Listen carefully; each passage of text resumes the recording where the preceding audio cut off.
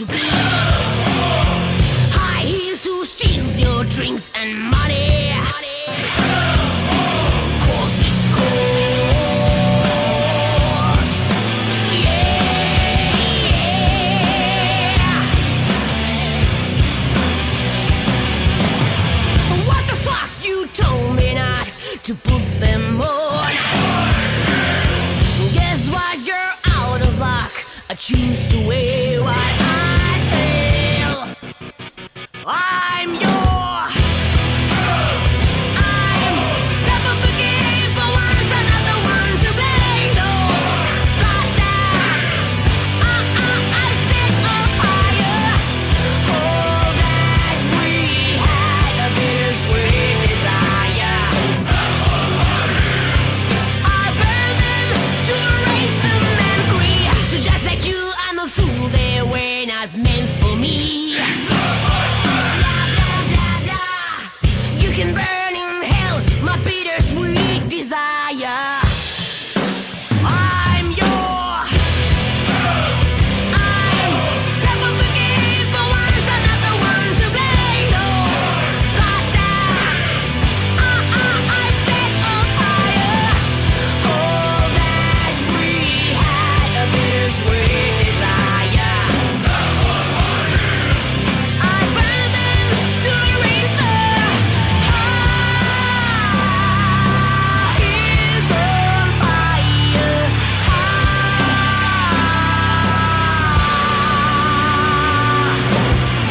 I ain't the girl I used to be. I ain't the girl I used to be. I'm top of the game for once, another one to blame. Don't start down. I set on fire. Oh, that we had a bittersweet desire. I burn them to erase the memory. Hell on high heels. Yeah.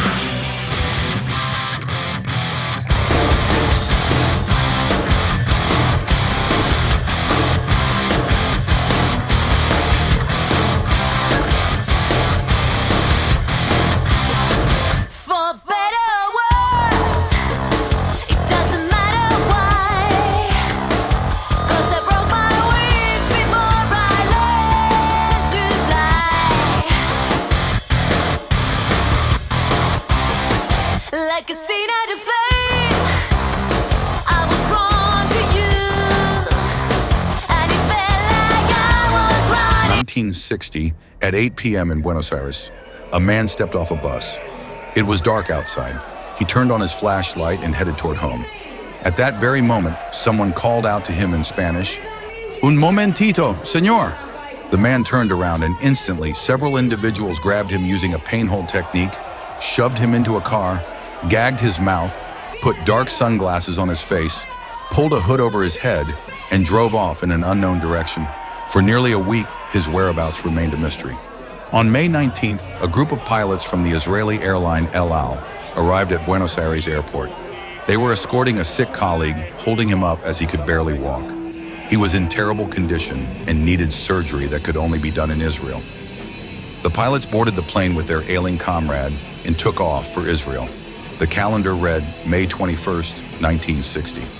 The next day, on May 22nd, the Israeli Knesset would officially announce that the man brought into the country was Adolf Eichmann, the long-hidden Nazi executioner, one of the key architects and operators of the Holocaust. He would be put on trial and sentenced to the highest punishment, death by hanging. This moment marked the first time the world heard the name Mossad on the global stage, Israel's intelligence agency, still a mystery to most at the time. Yet throughout the 20th century, the intelligence service of this small country would become one of the most formidable in the world, alongside the CIA and the KGB. April 1st, 1951, the official founding date of Mossad, and that's who we're talking about today.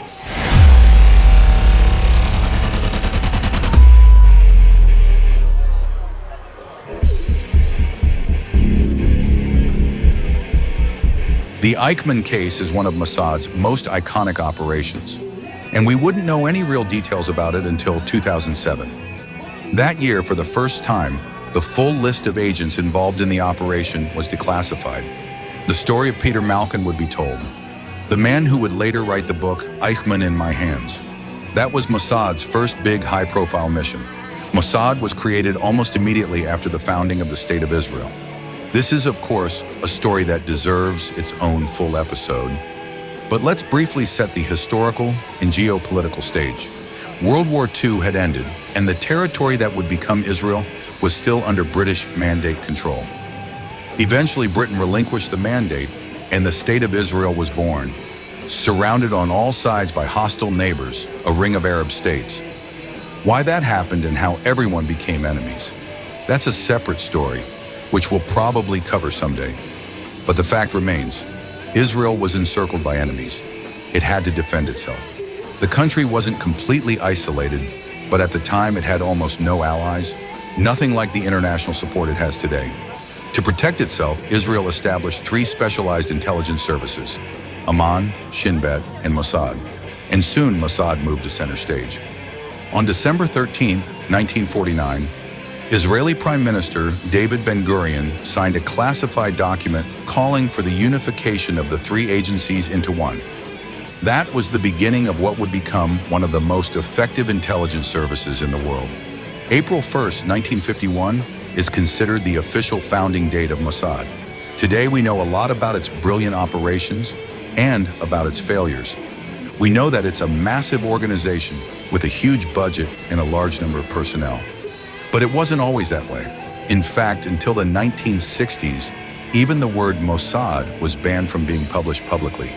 The names of its directors were officially released to the press only in the early 21st century. Before that, total secrecy.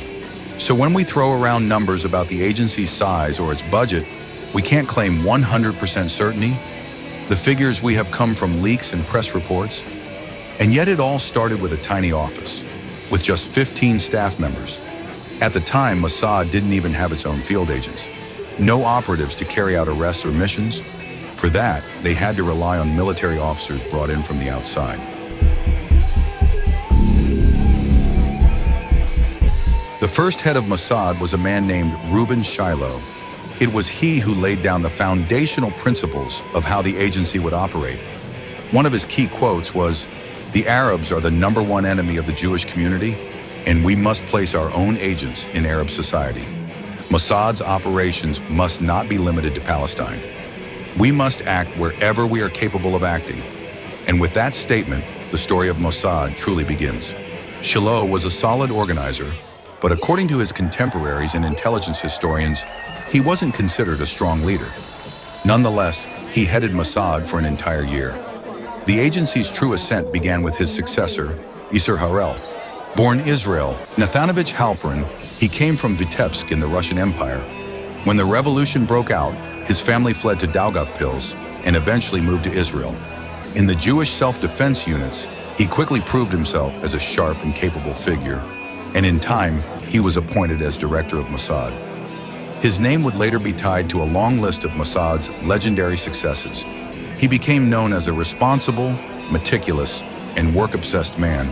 There's even a popular legend about him, that he feared no one, and it's not hard to believe. He had been through war, participated in special operations, and personally led the mission to capture and extract Eichmann. The only person he was ever afraid of? His wife, Rivka. She was the only one who could tell him what to do. Harel was sharp not only in covert operations, but also in political maneuvering and system building. In many ways, it was he who shaped Mossad into the organization the world would come to know. He quickly realized that the world was changing, and that Mossad needed to change with it. They needed modern communication tools, better covert methods, transmitters, gadgets, and most importantly, people. Under his leadership, Mossad's budget grew significantly. He expanded the staff, launched large-scale internal reforms, and brought in waves of young recruits. And then, something unexpected happened. Jews began returning to Israel, not because of some deliberate recruitment campaign, but because of the shifting world. Young, brilliant minds flowed into the country. People born in Russia, France, or those who had fled the Nazi Holocaust, and many of them found their place in Mossad. These were people who could serve as agents, and it was Harel who launched what he called the long-arm strategy. We must place agents everywhere. Wherever someone might aid our enemies or potentially become our ally, we must be present. That's when Mossad truly began to grow. Harel had a quote that sums up his approach perfectly. I need people who feel revulsion at the idea of killing, but people who can be taught to kill anyway. His management style was tough. He believed it was unjust that Israel was surrounded by enemies, and in such a world, any means were fair game.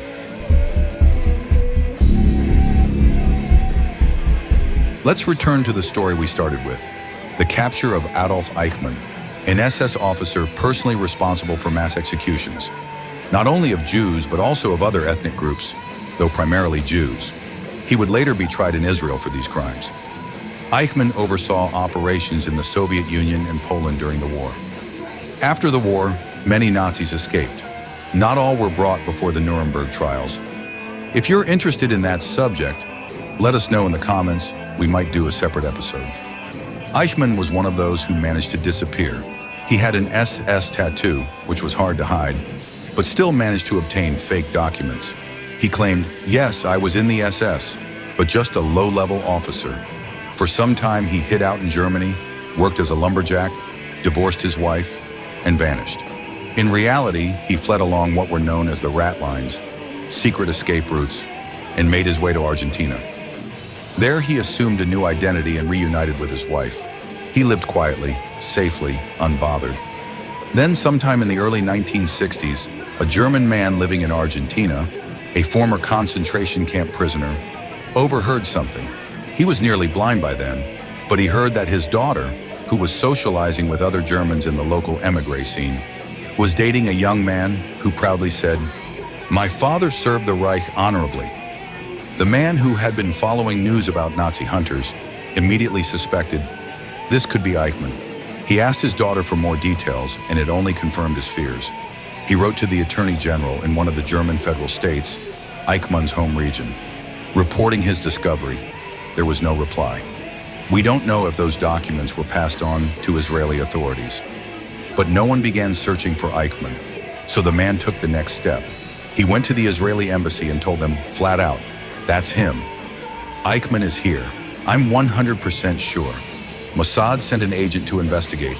The agent infiltrated Eichmann's apartment, took photos, and returned to Israel. After reviewing the materials, Mossad concluded, this can't be him. The place is way too modest. Eichmann was high-ranking SS. He would never live like this. But the man from Argentina wouldn't give up. He kept writing letters insisting, you must check again. Eventually, Isser Harel, Mossad's chief, took the lead.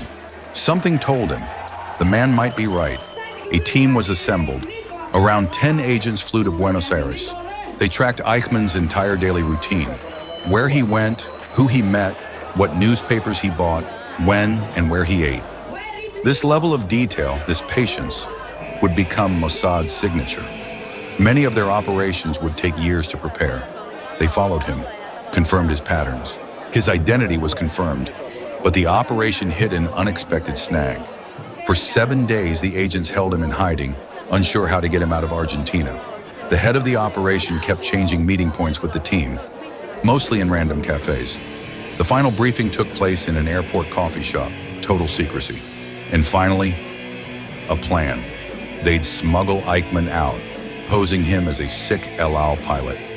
A plane was scheduled to arrive in Buenos Aires in advance. Through a front company, the Israeli team obtained the cover. Eichmann was drugged, dressed as a sick airline pilot, and flown out of Argentina to Israel. The trial began, and it was broadcast to the entire world. Argentina filed an official protest. How dare you remove one of our citizens without permission? But globally, the move was widely supported, including by the United States and West Germany. The only ones who were truly nervous? The West German government. They feared what Eichmann might reveal, names, collaborators. Many former Nazis were still active, working in the Bundeswehr, even holding positions in the government. The East German regime, and by extension the Soviet Union, quickly seized on this. Look at West Germany, still full of Nazis, still loyal to the Reich. And unfortunately, they weren't wrong. Following the trial, journalist Hannah Arendt, writing for The New Yorker, published a book, Eichmann in Jerusalem, a report on the banality of evil. Read it if you haven't, it's powerful. Her central idea was simple. We like to think that evil is done by monsters, dark, tormented villains. But Eichmann was just a regular man, a bureaucrat, a painfully ordinary person, responsible for unthinkable crimes. In the end, Eichmann was found guilty. In December 1961, he requested clemency, but Israeli Prime Minister David Ben-Gurion refused. Eichmann was hanged. The world was shaken. First, it served as another powerful reminder of what Nazi Germany had done. Second, it highlighted the sheer complexity and precision of the operation that had brought him to justice. The mission was codenamed Finale, and as mentioned earlier, the names of the agents involved weren't declassified until 2006. This is how Mossad took the world stage. Another key chapter in Mossad's history under Isser Harel is the story of Eli Cohen, one of the most legendary spies in the agency's history. There's an incredible series about him where he's played by Sacha Baron Cohen, and it's truly a remarkable performance. Eli Cohen was born into a Jewish family living in Egypt. Later, his family repatriated to Israel, but he initially stayed behind in Egypt. When war broke out between Egypt and the neighboring Arab states, Egyptian Jews were rounded up and interned wherever possible. Eventually, Cohen made it to Israel and applied to join Mossad, though he wasn't accepted right away. But over time, he would become one of their top operatives. He was recruited, trained as an undercover agent, and sent to Argentina to build a cover identity. An Egyptian Arab businessman running an international company with a branch in Buenos Aires. Later, he would relocate to Syria, and there he would become one of Mossad's most valuable intelligence assets. Another major operation, considered one of Mossad's most high-profile missions, was called Damocles.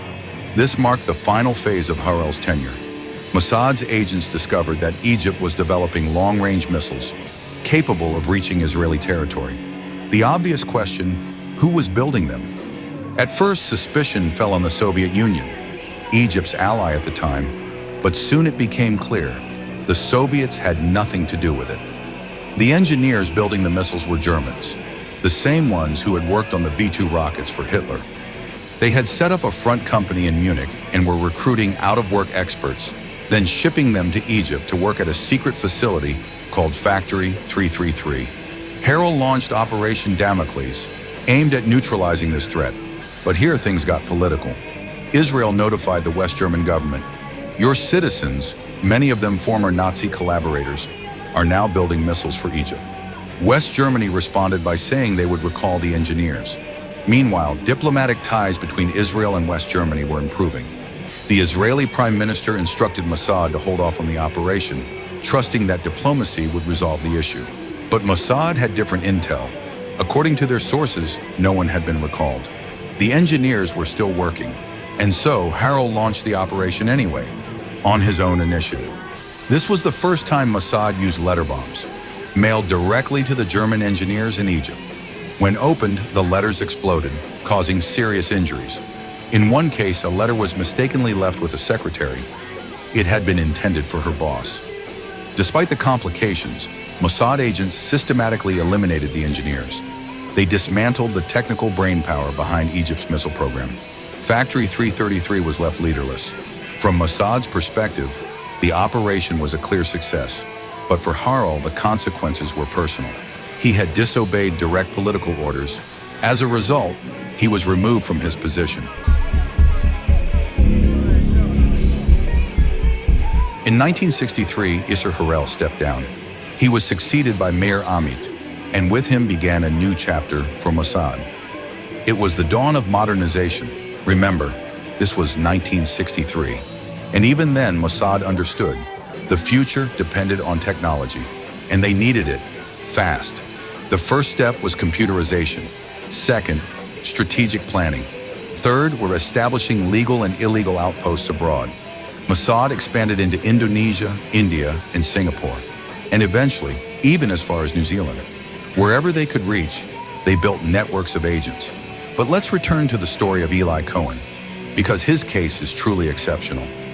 In 1961, as mentioned earlier, Mossad sent Cohen to Argentina to establish a new identity. He became Kamel Amin Thabet, a successful Egyptian businessman. He hosted receptions, threw lavish parties with champagne and cigars, and quickly became close friends with a man named Amin al-Hafiz, the Syrian military attaché in Argentina. Their friendship was deep: drinks, women, the full diplomatic lifestyle. And in 1962, al-Hafiz invited him to Syria. "You'll get a promotion, I'll help you expand your business, everything will be taken care of." Naturally, Cohen, who of course wasn't Cohen, accepted the invitation. He moved to Syria and rented an apartment in a highly strategic location. His windows faced both the Syrian General Staff headquarters and the reception hall near the presidential palace. From there, he could track who entered the palace, who visited the military, how many people were in each delegation, and who they were. All of this intelligence was sent back to Mossad, encrypted and secure. Mossad, in turn, responded with encrypted instructions hidden inside Arabic songs broadcast on Israeli radio. It was a brilliantly engineered system. Then in 1963, something extraordinary happened. Amin al-Hafiz, his old drinking buddy from Argentina, became president of Syria, and Cohen, now fully embedded, gained access to nearly everything. He visited secret military sites, photographed classified documents. He became an absolute goldmine for Israeli intelligence. Mossad knew everything about Syria, thanks to him, and Cohen himself rose through Syrian society. He was awarded the rank of colonel, and at one point he became the third most popular candidate in the Syrian presidential elections. He was Mossad's most valuable operative, their crown jewel. In 1964, he secretly visited Israel just for one day to celebrate his son's birthday. It would be his last visit, because by then, Syrian authorities had grown suspicious. There were too many leaks. Someone, too close, was passing information. Eventually, the Syrians figured out how, via encrypted radio transmissions. They contacted their Soviet allies, who provided an advanced radio signal locator, a high-tech mobile direction finder. On January 18, 1965, the Soviet device picked up a signal. It was traced to an apartment, the home of the Syrian president's close friend. 8 plainclothes officers stormed in. They caught Cohen in the middle of a transmission. A full search followed. They found a radio transmitter, film reels with photographs of sensitive sites, and in one drawer, bars of soap that turned out to be explosives. He had the full spy kit. Eli Cohen was arrested. Israel tried everything to save him. Through the Red Cross, the UN, French mediation, even Pope Paul VI, the governments of France, Belgium, and Canada were also involved. At one point, Israel considered a commando rescue operation, but the risk was too high. It was called off. Cohen was tortured brutally. In February 1965, he was brought before a military court and sentenced to death. On May 18, 1965, at 3:30 a.m., Eli Cohen was publicly hanged in Damascus, in Marjah Square. His body was left hanging for 6 hours. The Syrian authorities refused to return the body to Israel or to his family. They buried him in the Jewish cemetery in Damascus. 5 years later, Israeli agents tried to recover his remains for reburial in Israel. The mission failed. The Syrians had moved the body, burying it in a 30-meter deep bunker on the grounds of a military base. In 2018, Mossad launched another operation and succeeded in recovering Eli Cohen's wristwatch. Whether it was smuggled out or bought, we don't know, but the watch was returned to Israel and given to his family. That was the final chapter in Cohen's story. He remains to this day Mossad's most famous spy, known to the public. Maybe there were others like him, but if there were, we'll probably never know. In 1966, another operation took place, one that would go down in the annals of intelligence history, Operation Diamond. The Soviet Union had delivered a cutting-edge MiG-21 supersonic fighter jet to Iraq. There were rumors the aircraft might also be supplied to Syria and Egypt, potential enemies of Israel. Naturally, Israel wanted the MiG, if not the plane itself, then at least the technical schematics, But that effort proved unsuccessful. By 1963, the MiG-21 had already been adopted by the air forces of Syria, Egypt, and Iraq. Just as Israeli analysts had feared, attempts to recruit Egyptian pilots failed. Same with Syrian pilots. Complete failure. So in 1966, Mossad began planning something far bolder: steal the jet itself. The hijacking happened unexpectedly. While the mission itself had been in the works, the breakthrough was spontaneous. A pilot from the Iraqi Air Force named Munir Redfa made contact with the Israeli embassy in Paris. He had trained in the Soviet Union and was flying the MiG-21, and now he was ready to defect. Israel offered him $1 million in Israeli citizenship. In return, Redfa demanded something very reasonable: the safe extraction of his family from Iraq. In internal communications, the MiG-21 was referred to by code name Diamond, hence the operations name, Operation Diamond. On August 15, 1966, during a routine Iraqi Air Force training flight, Redfa took off in the MiG-21 at 7:30 a.m. Mid-flight, he changed course, flying low to avoid radar detection, and crossed the border into Jordanian airspace, staying invisible to defense systems. Near the northern Dead Sea, he was met in the air by an Israeli fighter jet. It escorted him safely to an Israeli airbase. The entire flight lasted 25 minutes. Once landed, the MiG-21 was immediately dismantled and thoroughly studied. The insights gained would prove invaluable during the Six-Day War the following year. It was a daring, bold, and brilliantly executed mission, one of Mossad's most audacious operations ever. In 1965, Mossad faced its first major failure. Israel was trying to expand its network of allies, and Morocco was the only Arab country willing to engage diplomatically. The Moroccans said, "We're open to cooperation, but we've got a problem. There's this guy, Mehdi Ben Barka. He's our top opposition figure. He's constantly campaigning against us. He has a huge support base, and he's fled the country. Last we heard, he's in Paris, maybe Geneva. We can't track him. We can't touch him." So, and with help from the CIA and Moroccan intelligence, Ben Barka was lured out of hiding, abducted, and killed. When French authorities, and President Charles de Gaulle himself, learned of this, the reaction was explosive. France severed all military, economic, and trade ties with Israel. They issued a formal protest. Meanwhile, Mossad's network in France was exposed, and that became Mossad's first publicly known international scandal. It was also the first time evidence of Mossad-CIA cooperation leaked to the press. The second major failure came just 2 years later, with the outbreak of the Six-Day War. The war came as a shock. Mossad missed it. Director Mire was heavily criticized. He had ignored warnings from military intelligence, which had been reporting signs that Egypt and Syria were preparing for an invasion. Yes, Israel won the war, but in the early days, the situation was near catastrophic. And for that, Mire was forced to resign. His replacement, Zvi Zamir, took over in 1968, becoming Mossad's fourth director. The name Zvi Zamir is most closely tied to two major operations, but without question, the most famous of them, the one that inspired numerous documentaries and several powerful feature films, was Operation Wrath of God. It was launched in response to a horrifying terrorist attack carried out by Palestinian militants, the massacre of the Israeli Olympic team at the 1972 Munich Games. The terrorist group Black September kidnapped the Israeli athletes in an attempt to exchange them for imprisoned comrades. Mossad offered to assist the Germans in freeing the hostages, but West Germany refused, deciding to handle it with their own police forces. The result was a disastrous raid.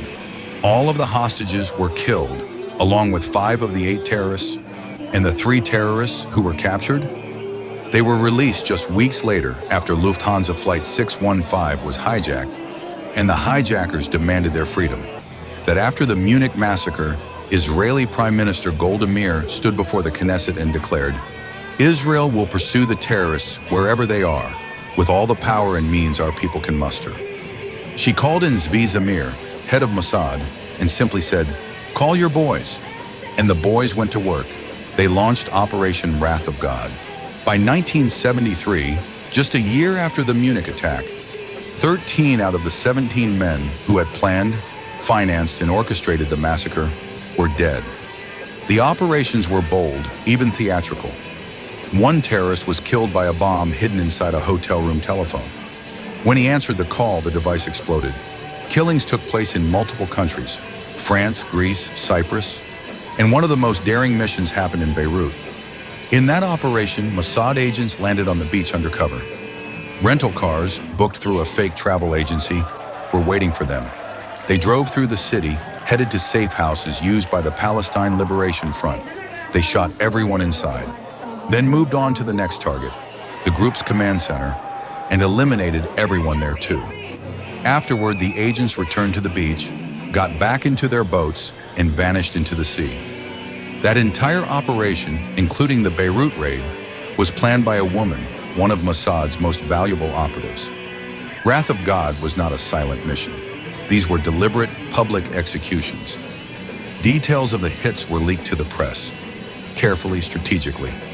Mossad never officially claimed responsibility, but the message was crystal clear.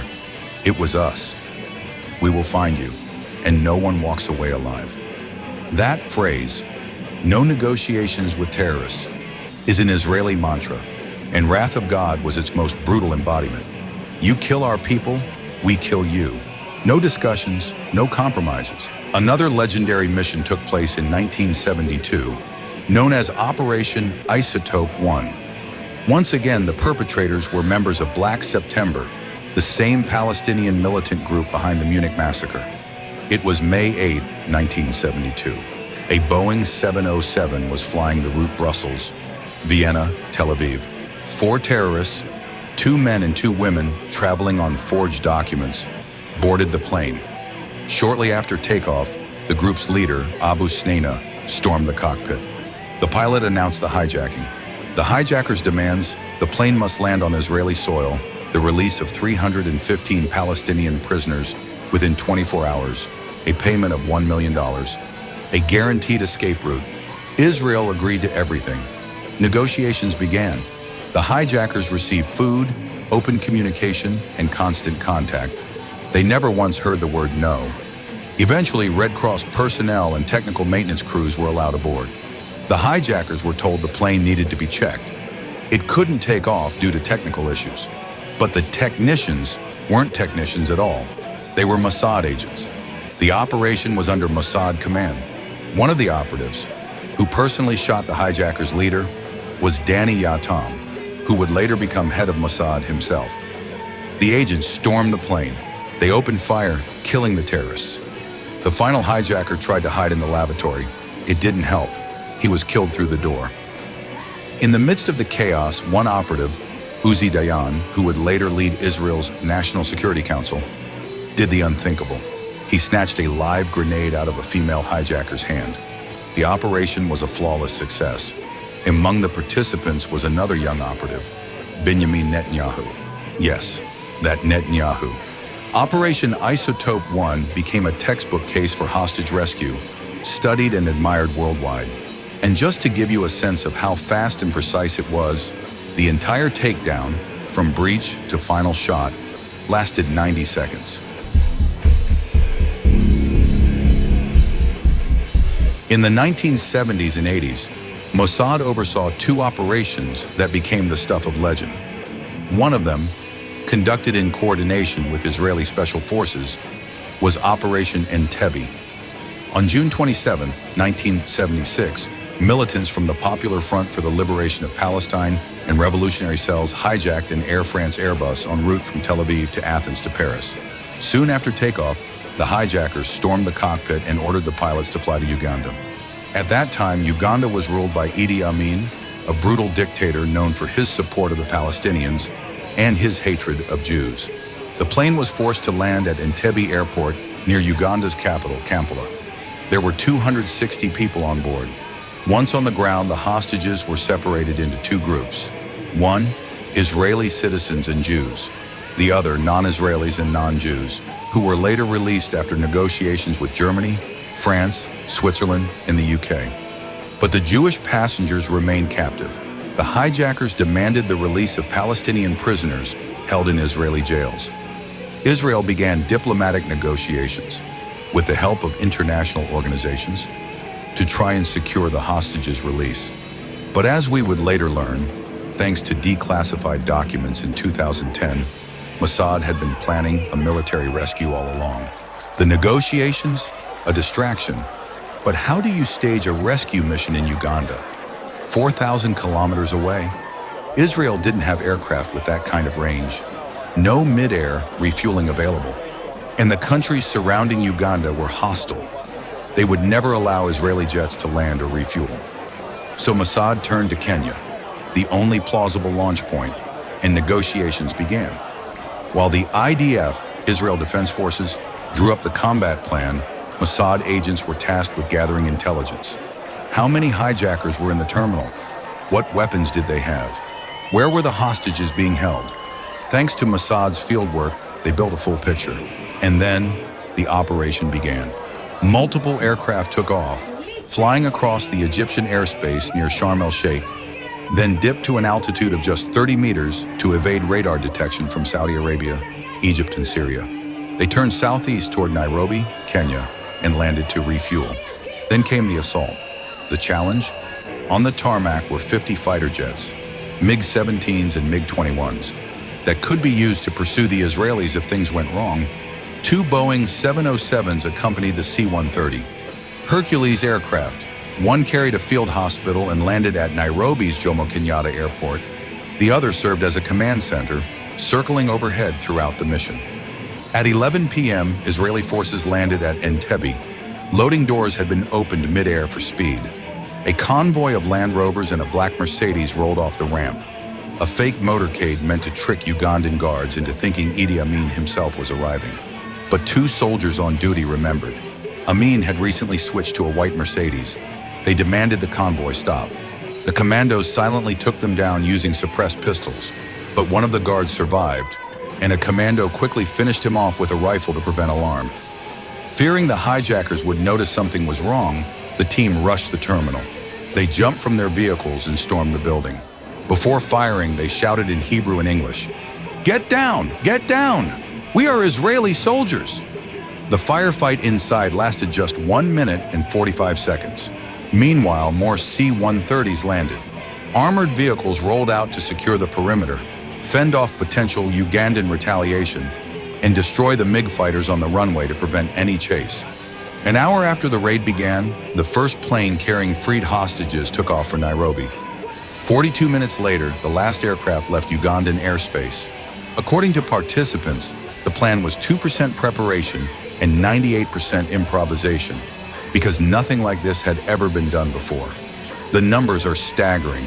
Total time on the ground, 53 minutes. Combat phase, 30 minutes. All 7 hijackers and 33 to 45 Ugandan soldiers were killed. 8 Ugandan fighter jets were destroyed. Of 106 hostages, 3 were killed, 10 wounded, 1 remained in Uganda, 102 were rescued and flown home. Only 1 commando was killed. Yonatan Netanyahu, the unit commander and elder brother of Benjamin Netanyahu. He was shot in the throat and died instantly. At least 5 other commandos were injured. But even with those losses, Operation Entebbe became a blueprint for hostage rescue missions around the world. One word sums it up. Unprecedented, flying 4,000 kilometers, launching an assault that lasted less than 2 minutes, and leaving an hour later with over 100 lives saved. It was one of Mossad's finest hours. In the 1980s, under Mossad chief Yitzhak Hofi, the agency took part in one of the most controversial military operations in Israeli history, Operation Opera, the airstrike that destroyed Iraq's nuclear reactor at Osirak.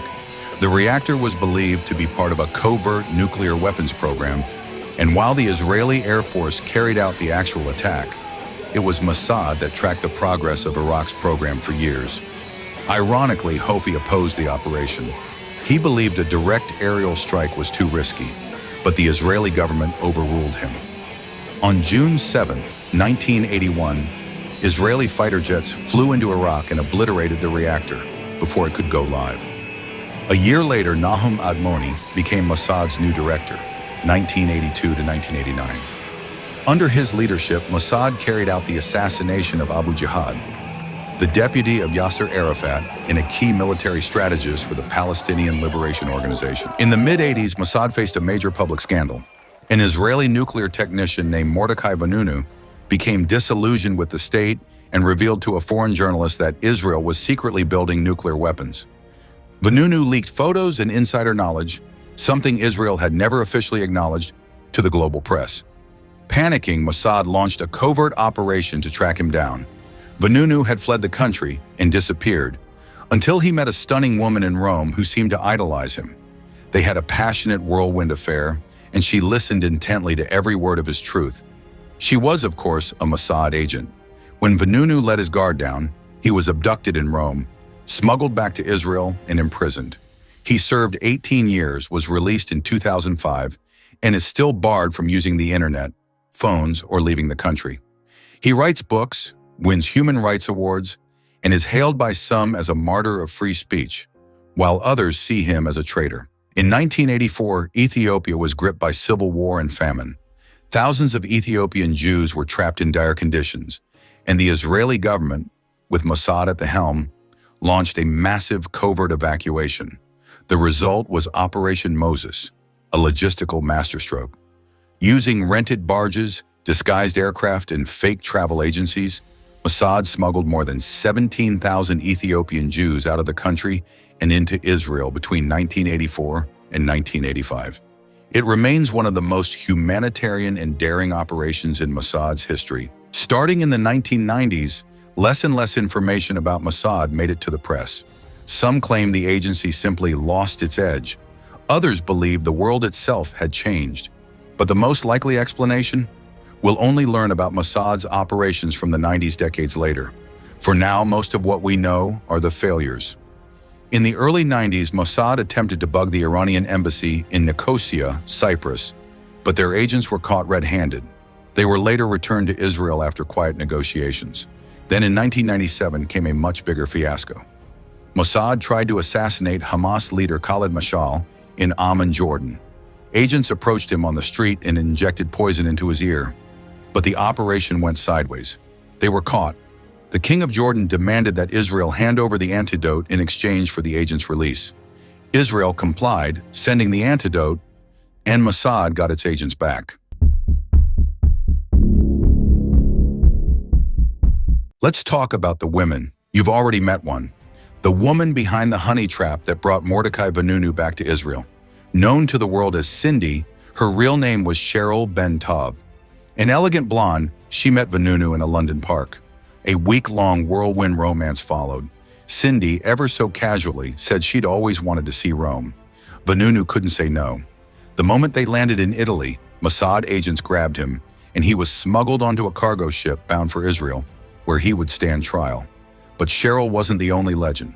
Amina al-Mufti, born in Jordan, was one of Mossad's most prized operatives. A doctor by profession, she volunteered for Mossad in 1972. She was intelligent, striking, and capable of winning the trust of even the most paranoid. Mossad sent her to Beirut, where she opened a medical clinic, and soon became a trusted confidant of Palestinian militants and their families. It was Amina who helped plan one of Mossad's most legendary operations, the Beirut strikes tied to Wrath of God, targeting those responsible for the 1972 Munich massacre. Thanks to her intelligence work, maps, locations, safe houses, Mossad was able to launch Operation Spring of Youth. Agents landed on the beaches of Beirut, stormed terrorist hideouts, and eliminated key figures from Black September. Amina remained in the field for a while, until she was eventually captured. She vanished for 5 years. Mossad had no idea where she was. She had been held in a dark cave, tortured, interrogated. What exactly happened during those years remains unclear, but through Red Cross mediation, she was freed and returned to Israel. Today, she lives quietly, running a small medical clinic. Her patients have no idea that their doctor was once the mastermind behind one of the boldest operations in Mossad's history. And that's the story, or at least the part of it we're allowed to know, of one of the world's most powerful intelligence agencies. Today, Mossad operates with an estimated annual budget of 10 billion shekels and a staff of around 7,000. Remember, they started with just 12 field operatives. Mossad is a civilian agency.